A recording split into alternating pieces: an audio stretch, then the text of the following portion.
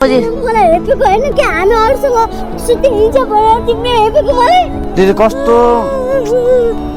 ठिक है मलाई त तपाईँले कस्तो डरायो कि म त के अरे पैसा नदिएर भाग्नु पो कि सोचिरहेको कि म त ए त्यस्तो सोचे भाइ तिमीले त हैट भाइ म जति रक्छाइन त्यसो नसोच न मुजी भाइ याद भागे जस्तो लाग्यो कतिले भाग्छ होला है भाइ तिमीहरूको भाग्छ नि दिदी यस्तरी जाँड खाएर अनि तपाईँले कस्तो के सोचे त दिदी तपाईँले कस्तो भाइ यार तिमी पनि कुनै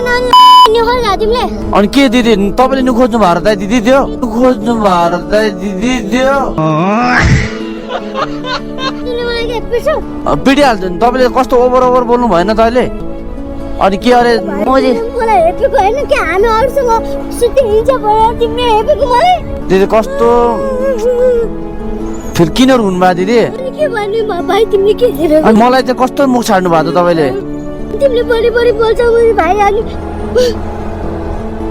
नति नहेपे के मैले हेपेकै छैन दिदी तपाईँले आफै जे पनि कुरा गर्नु आफै गर्नुभयो यदि तपाईँलाई बिसा लाग्दैन मैले यहाँ रेकर्डै गराएको छु कि दिदी अनि के गर्छौ भिडियो रेकर्ड गरेर म त हालिदिन्छु नि फेसबुकमा सब इन्टरनेटमा सत्य कुरा बोल्यो अरू केटीहरू कसैले मन खोल्यो भने मैले मन खोलेर भनिदिएँ भाइ के गर्छौ गर ठिक है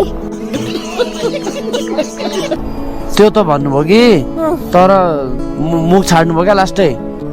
छाड्यो ए मुख मैले छाड्यो तिमीले छाडेनौ मैले के छाडेँ तपाईँलाई ए मै नराम्रो ए भाइ ल बुझेँ मैले तिमीहरू सब यस्तै हुँदो रहेछ कि युट्युबरहरू त्यत्तिकै गाली खाने रहेछ त युट्युबरहरूलाई यस्तो गाली खाने रहेछ युट्युबरहरूलाई मैले बल्ल बुझ्दैछु भाइ